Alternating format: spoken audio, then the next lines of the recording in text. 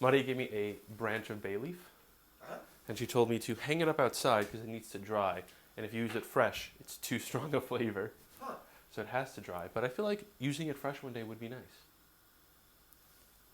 I don't know. I've only ever heard of using it dry, so maybe it is overpowering. I don't know. It would be fun to try. Hey everyone, welcome back to Chef Tyler's Croatian Kitchen. In America, it's almost time for Thanksgiving, so I thought today we'll go ahead and show you a Croatian version of an American classic. Here in Croatia, there's a very traditional recipe. It's called purica sa mlincima, and it's a roast turkey with a Croatian flatbread pasta. I didn't want to go through the whole process of roasting an entire turkey just for Joey and myself, so I'm using a chicken, but the process is exactly the same. Just like we did for pečena riba, we have our vegetables and our chicken. We're going to put the vegetables in first, rub them around in oil, then we'll place the chicken on top. We want to make a little bed with the vegetables for the chicken to sit on top of so all sides get crispy. I've already gone ahead and cut in half 2 medium or large onions, as well as 3 carrots. So we already have our vegetables. We're just going to put them right into our baking pan and cover with oil. No such thing as too much oil. And just go ahead and give this a nice mix so that everything gets covered with the oil. After everything is covered with oil, we're going to go ahead and make a bed for the chicken to sit on.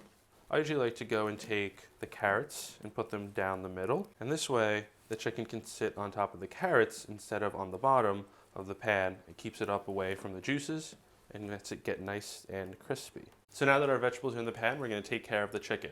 First thing we need to do is make sure the entirety of this chicken is dry. I don't care how many paper towels it takes, you need to make sure that this chicken is as dry as possible.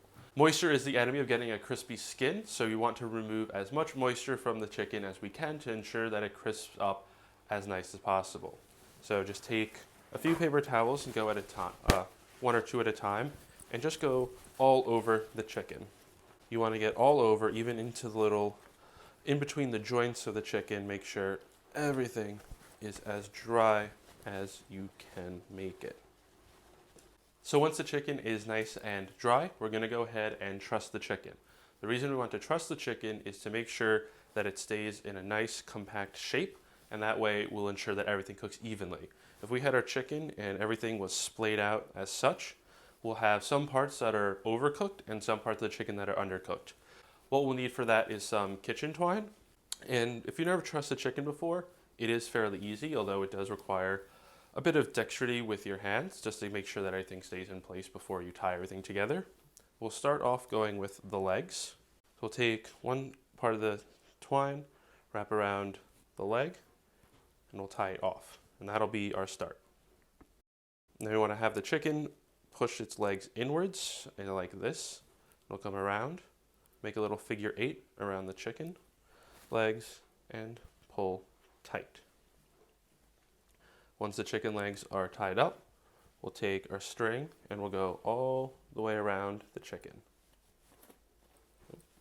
Make sure, keep the paper towel out of the way. So we'll go around the wings and keep them in place. Wrap around the leg at the end and tie off. And this is our nice trussed chicken. So after we have trussed our chicken, we'll go ahead and put it in our pan, and we'll just take some oil and pour it on top. Not too much. I have to put my finger in here because the plastic stopper fell off and came out with the cap. Not too much oil, just a little bit on top. And after oiled, we'll go ahead and season with salt. Going up from a high ensures that the salt gets evenly distributed around the chicken. A lot of salt is flying everywhere, but it's okay. Now that we have seasoned our chicken, we're going to go ahead and put into our oven, which we have preheated to 400 Fahrenheit or 200 centigrade. To ensure that the chicken is fully cooked, take a thermometer and place it into the deepest part of the chicken, usually right around here where the thigh meets the main part of the chicken. This chicken should cook for about 40 to 45 minutes. However, the exact timing will depend on the size of your bird. That is why we use a thermometer to ensure that the chicken is properly cooked. You want to see a reading of 165 Fahrenheit. I'm going to put this into the oven and we'll see you in a little bit.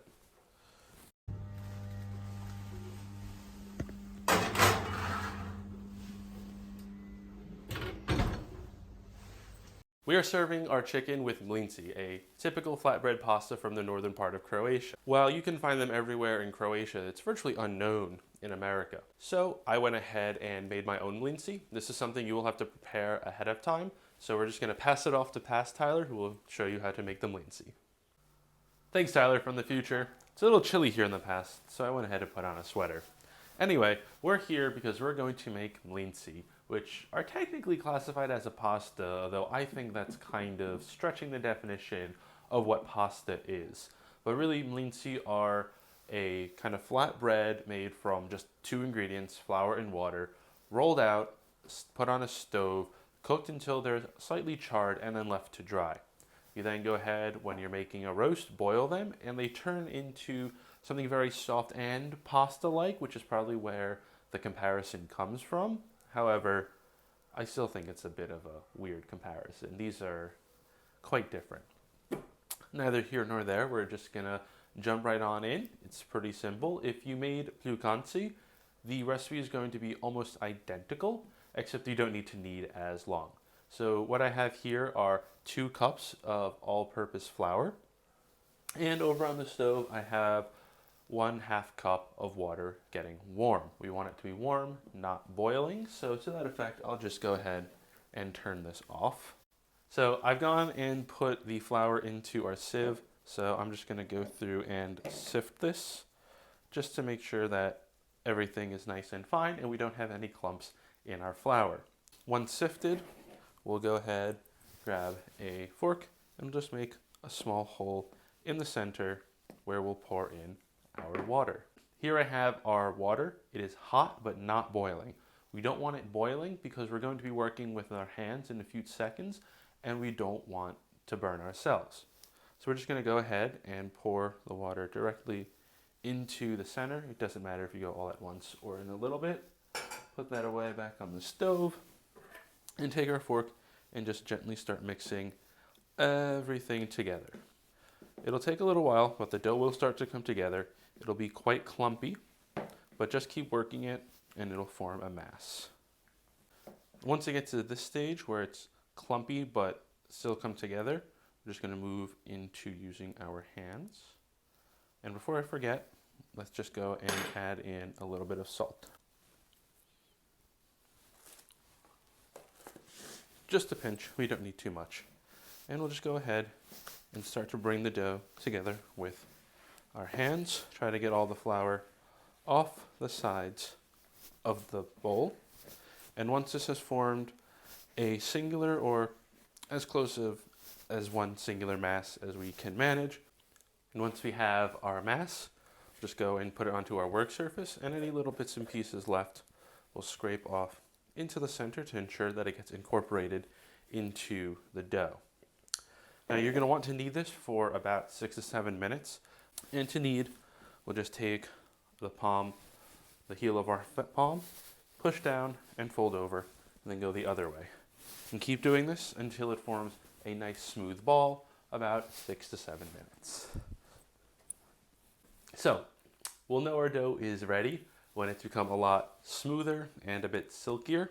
Maybe there's some lines along it, but that's okay. It's not going to make a difference. So next what we're going to do is divide the dough into 6 equal pieces. I'm just going to go ahead and smash so I can make it a little easier to see where I'm going to cut. The exact size of these pieces is going to depend on the size of the pan you're using. I'm using my palacinka pan, which is about 10 inches in diameter. So we're going to go ahead, just cut this in half first.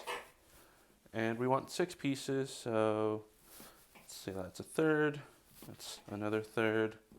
They're not equal, but they're about the same size, and we're just going for about the same size. It's not like baking where we need to be super precise. So I'm just going to arrange these into a little circle. Take some flour and just lightly dust the tops, but nothing too much, just so that they don't stick to the cloth that we're going to put over them. So we have a kitchen cloth, and we're going to cover the dough and let it rest for a minimum of 1 hour. So it's been an hour and our dough has rested, we can see. And now it's time to form the mlinci. So we'll do this one at a time. We'll just take our extra pieces and throw them over there. That seems like a good one to start with. And we'll just, first I'll flatten it out a bit. You will want a lot of extra flour because we're going to roll these quite thin and it will get sticky. So just make sure we keep these on the side.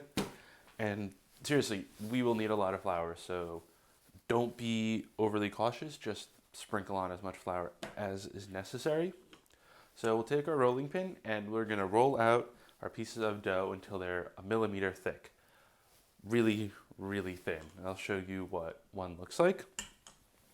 We'll just go, and we want to go for about a circular shape. At the end of the day, it doesn't really matter if it's a circle or if it's in a square or a rectangle or even a triangle, because why not? The only thing that matters is the thickness. Now, you might have seen, this was starting to stick. So we'll just take some flour, dust it on, rub it in. We'll go to the other side and just make sure we get flour on there as well, because if one side was sticking, the other side probably will too. Really press down hard. You want these very, very thin. Once we've rolled everything out to our proper thickness, this thin, we'll just set it over here and we'll get going on the other ones. So we're over here now at the stove and it's time to cook the mlinci. Unlike other types of pasta, we actually cook the mlinci and let them dry out before we use them, whereas other types of dried pasta you just simply let dry. Mlinci were traditionally prepared on a hot plate directly over a fire. They got nice and hot. Since we're not doing that, we have our stove, and it can still make do. We're going to go ahead. We're going to turn the heat on to about medium-high, so it gets really hot. Once it gets up to temperature, we'll bring our mlinci and put it directly onto the pan. We don't need any oil. Before you put the mlinci on, make sure you shake off all the flour so nothing on the pan burns. So with our mlinci, we'll literally just go onto the plate. And this should cook for about 2 to 3 minutes, but once you start to see it smoking from the bottom, that's when it's time to flip. If there are any bubbles that come up, just take a knife and simply pop them. When it's time to flip, let's go under and go over. It's okay if there is some charring, even if it gets black, as that is a more traditional form of mlinci. You can always push down too, get rid of any extra air, and cook until the other side has finished. Once it seems to be done, we'll just take onto a side plate and get started on the rest. And once your mlinci are finished, just take them and set them aside and let them dry out. You want them dry before we use them, which is why we've done it ahead of time. Once they've dried, you can leave them in either a plastic bag or a paper bag, and they stay for a few weeks. All right, now I'm going to send you back to future Tyler. Thanks, past Tyler. So here we have our mlinci all ready to be cooked. I have a pot of water boiling over there, so we'll head over to the stove. All right, so we have our water boiling, and off camera, I've gone ahead and just torn up the mlinci into pieces. The size doesn't matter, but we don't want to put the entire piece as it is here into the pot. So we'll just take our mlinci and add them in. It should take around 2 to 3 minutes, just until they're softened.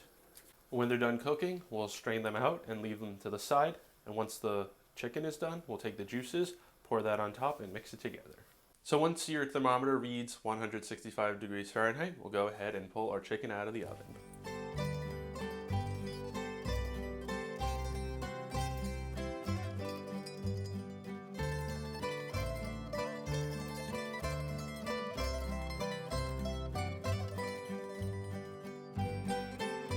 And what we want to do now is let our bird rest for about 5 to 10 minutes before we carve.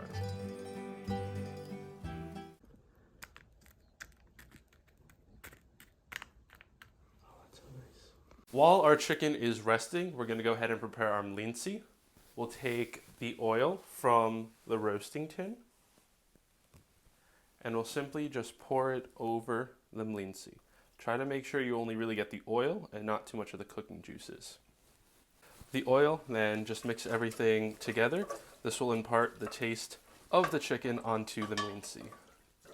Now it's time to go and carve our chicken. Once we've let our chicken rest, it's time to carve. So first thing we'll do is remove the trussing strings. Just take your knife and cut right through it. And just discard it off to the side. The second one, since we tied it around, we'll just leave the truss to the side. Carve your turkey however you like, but I'm just gonna go take a small piece off the breast just so we can take a nice little taste.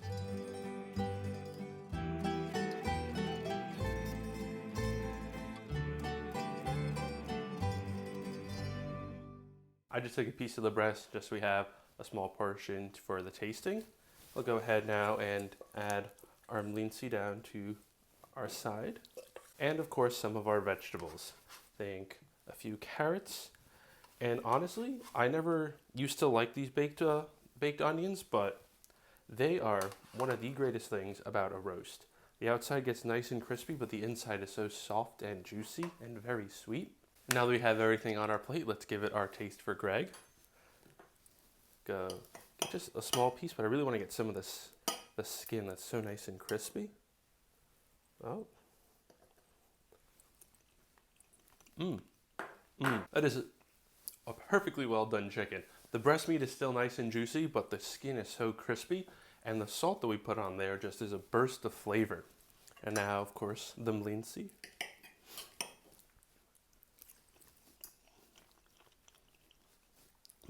The oil, the addition of the oil really elevates the mlinci from something kind of bland to adding a whole other dimension and the perfect complement for our roast.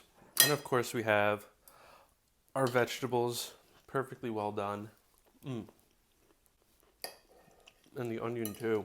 This is the perfect Thanksgiving meal, courtesy of Croatia. And here we have pečene piletina. Dobar tek I želim svima sretan dan zahvalnosti.